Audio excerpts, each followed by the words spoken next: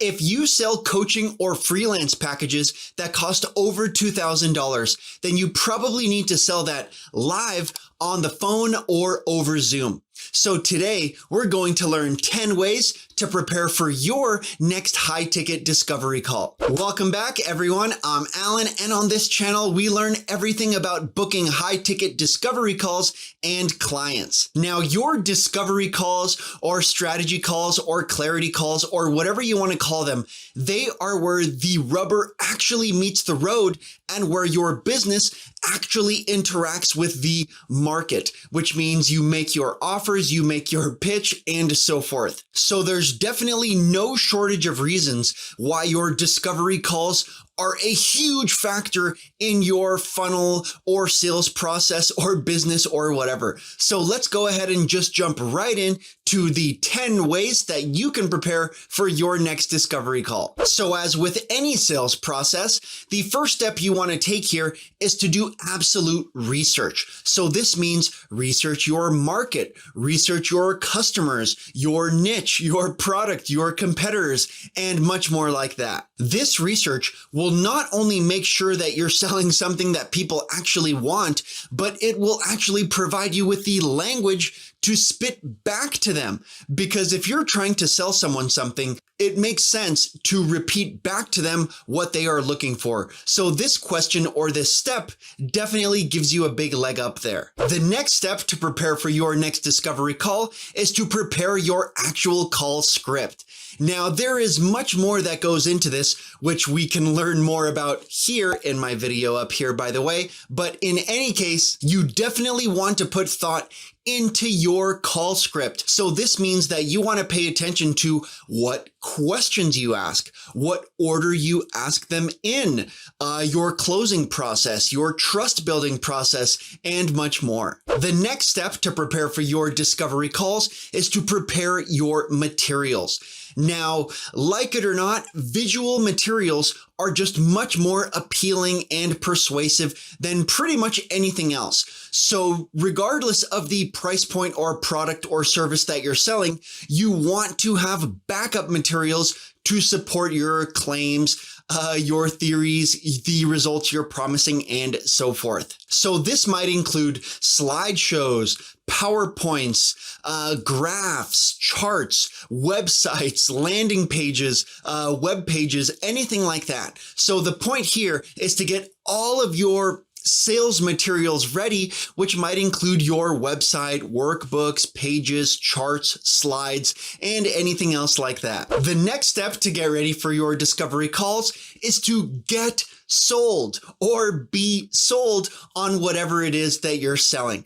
Now, I've definitely mentioned before that enthusiasm and conviction play a huge role in any sales or persuasion, but especially in high ticket sales. So the point here is to get yourself in the right mindset before you even pick up the phone or communicate or talk with anyone. So this might mean watching inspirational videos or drinking an energy drink, which may not be the best idea, but or just rereading your website. The point is that you want to get your mindset, your attitude, your enthusiasm very positive, very excited, because that definitely communicates or that definitely translates to whoever you're speaking with. The next step might actually double as the hardest step and actually the most important, which is this: shut up and listen. Now, I actually talk about this a lot more in my More Calls, More Clients coaching program.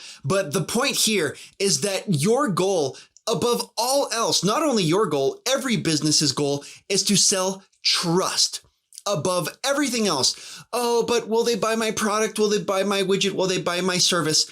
It doesn't matter what you sell. What you really sell is trust. And one of the best ways to build trust on earth actually is to do what I just mentioned, which is one of the hardest things to do, which is this.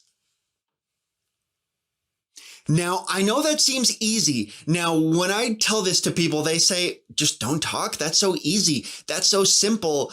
It can't be that easy. Well, then do it. One good rule of thumb is that your prospects or the leads that you're talking with on your call should be speaking at least 70% of the time. Now, I've heard a few different percentages, 50, 60, 70, even 80 or 90. But the point is that you want to make a point that you are listening, that you're understanding their problems, that you empathize, that you comprehend what their issues are, because that actually makes a much bigger it plays a much bigger role in selling than anything else you can say. The next step to prepare for your discovery calls is to identify your prospects, let's just say 3 to 5 main competitors. Now, there are actually a lot of reasons why this is beneficial, but one of the main reasons is because most prospects actually can't even identify their main competitors. Now, this is due to a lot of reasons. So a lot of prospects, mine and yours included, we like to think that certain people are our competitors, or we like to think that some people aren't, and so forth. So it's better off, at least if you have an idea of what type of competition you're looking at before you ask them what they think it is. The next way to prepare for your calls is to prepare responses to likely objections. So let's be honest here. There are usually only 3 main objections, as Russell Brunson says. So I'm just going to kind of piggyback off of this, which are these 3. Number 1, they don't believe in the vehicle that you're presenting. Number 2, they don't believe in the internal factors, which means they don't believe that they can do it. They believe it works for other people, but that it won't work for them. And the third objection, let's say, is external reasons or excuses, which means, okay, yeah, I think I can do it. Okay, yes, it will work for me, but external factor X, Y, or Z. So that means, oh, but my spouse might say this. Oh, but I don't have enough money. Oh, but I don't have enough time. Something that is outside of the actual prospect themselves. So the point here is to at least have a response to every one of the most popular objections, not only that you get, but that every business gets. So you should have a good answer for when somebody says, that's too expensive. Oh, I don't know if my partner or wife or husband will agree. Oh, I don't know if we're ready for that yet. Oh, we need that, but right now is not the time. Or pretty much every other objection that you can think of. The next step to prepare for your calls is similar, which is to prepare to close, aka to convert or to sell on the call. Now, there are actually a few ways to do this, but probably the main ways, or I'll just lay them out here. Number 1 is to have a few closes ready. You should have plenty of closes ready for just pretty much when you're ready to make your offer. Along those same lines, you should also have your CTA, or call to action, absolutely ready. So this means that if your lead or prospect, they like what you're doing, they like what you're saying, they're ready to buy, you should have an action ready for them to take. So if somebody says, you know what? Yeah, I like what you're doing. What do I do next? You should have an answer for them. Oh, well then, go to this website and book a call here. Oh, well then, go to this page and book a call, or book a package, or sign up, or download this, or whatever it might be. The point is that you want to have your call to action ready, which means their next immediate action. The next way for you to prepare for your next high-ticket discovery call might also be the most important step, which is to flat out practice.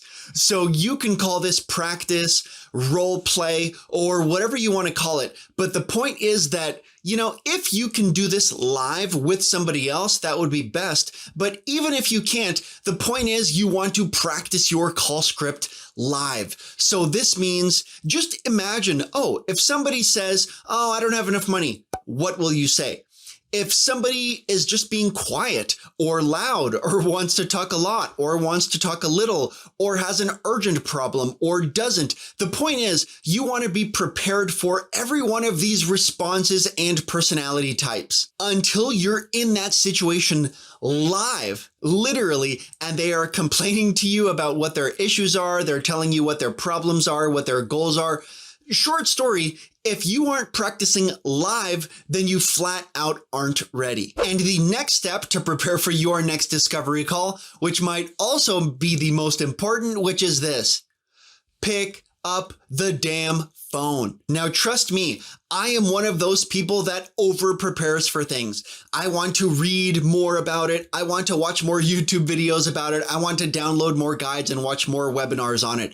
But the point is that not only at some point, this is actually the main point. This is where the actual rubber meets the road, which is that you want to actually rub. Well, I guess rub might be let's just stick with rub. You want to rub your offer against the market, and you want to rub them together as much as possible. Because as you probably already know, you could be as prepared as you want, as ready as you want, have all the certifications that you want. But if you actually never put your offer in front of your prospects and potential leads, then really it's all a gigantic waste of time. And the absolute best way for you to prepare for your next high-ticket discovery call is to hit the like button and subscribe below. If you learned something interesting today, it does help a lot. For more help booking high-ticket discovery calls and clients, then definitely book a free strategy call with me below